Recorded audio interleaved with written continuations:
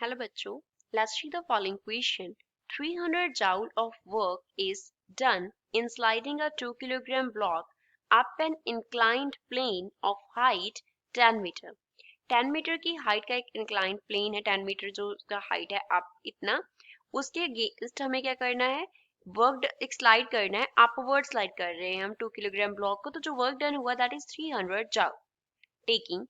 g is equals to 10 meter per second square that is acceleration due to gravity work done against friction हमें बताना है कि कितना work done होगा against friction options are 1000 joule 200 joule 100 joule or 0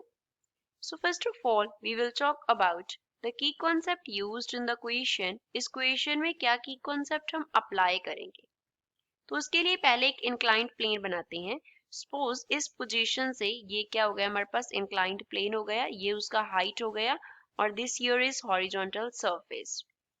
तो जो उसका height है इंक्लाइंड प्लेन का इतना दैट इज h वो कितना दिया है हमें गिवन इक्वल्स टू 10 मीटर दिया अब यहाँ से यहाँ पे एक बॉडी है लारा सपोज ये है ब्लॉक हमारे पास अब इसको हम स्लाइड कर रहे हैं अपवर्ड तो अब इसका यहाँ पे क्या होगा फाइनल पोजीशन होगा इस पॉइंट पे क्या होगा फाइनल पोजीशन होगा तो इस पॉइंट पे फाइनल पोजीशन पे जो पोटेंशियल एनर्जी होगी वो कहाँ से आएगी पोटेंशियल एनर्जी होगी वो कहाँ से आएगी जो वर्क डन होगा against gravity that is work done against gravity जब हम उसको ऊपर लेके जाएंगे तो ग्रेविटी क्या करेगा डाउनवर्ड पुल करेगा तो ग्रेविटी के अगेंस्ट हमें वर्क डन करना पड़ेगा तो जो वर्क डन होगा वो एज अ पोटेंशियल एनर्जी उस फाइनल पोजीशन में स्टोर हो जाएगा एंड उसके लिए फॉर्मूला हम लिखेंगे m into G into H M क्या है यहाँ पे मास m जो है वो डिनोट कर रहा है मास को h हमने हाइट लिया and g is given acceleration due to gravity तो यहाँ पे फाइनल पोजीशन पे ये वर्क डन का हमने पोटेंशियल एनर्जी का रिलेशन देख लिया वर्क डन के साथ और इस पे कौन सा फोर्स लगेगा यहाँ पे टू ब्लॉक्स का जो ब्लॉक है एंड नीचे वाला जो हमारे पास प्लेन है उस दोनों के जो सरफेसेस हैं वो क्या है कांटेक्ट में है और जब सरफेसेस कांटेक्ट में होते हैं एंड बॉडीज क्या करती हैं अगेंस्ट एक दूसरे के मूव करती हैं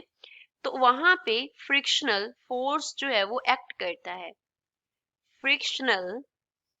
फोर्स क्या करता है एक्ट करता है तो जो फ्रिक्शनल फोर्स एक्ट करेगा उसके अगेंस्ट भी हमें वर्क डन करना पड़ेगा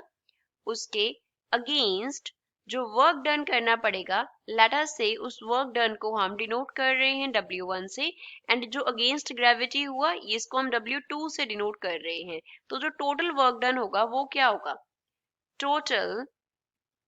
वर्क डन लेट अस से उसको हमने डिनोट किया W से then it will be equals to work done against friction plus work done against gravity हमें निकालना था वर्क डन अगेंस्ट फ्रिक्शन तो उसमें उसको कैसे निकालेंगे टोटल वर्क डन में से वर्क डन अगेंस्ट ग्रेविटी हम माइनस कर देंगे तो वर्क डन अगेंस्ट ग्रेविटी के लिए जो फॉर्मूला है वो हमने क्या लिखा था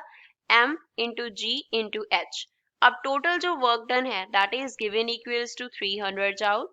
acceleration due to gravity is given equals to 10 meter per second square height h is given equals to 10 meter mass m is given equals to 2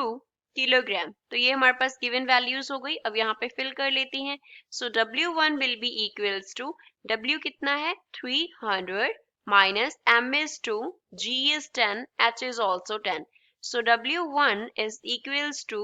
300 minus 200 which means work done against friction will be equals to 100 joule. So this is final answer for the given question. तो given option में से C जो है वो इस question का correct answer है. I hope you understood well. Thanks.